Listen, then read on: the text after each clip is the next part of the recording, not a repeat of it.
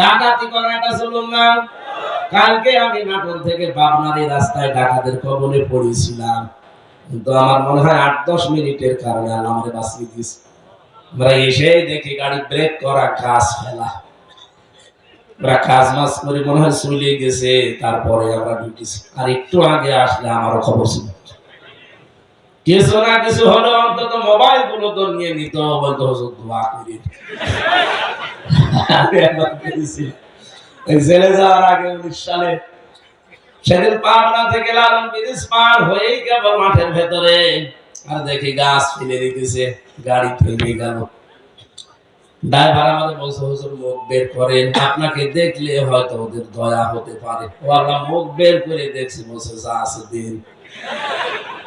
আগে তো ভালো ছিলাম, সবগুলো নিয়ে নেওয়ার পরে বলছে হুজুর চলে যাচ্ছেন, ভাড়া মাড়া কিছু আছে, কুষ্টিয়া যেতে তো তেল মেল লাগবে, কিছু নেবেন না?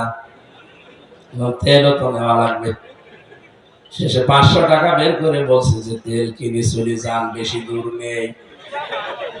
ড্রাইভার আমাকে বলছে হুজুর ডাকাত হলো, ইমানদার ডাকাত,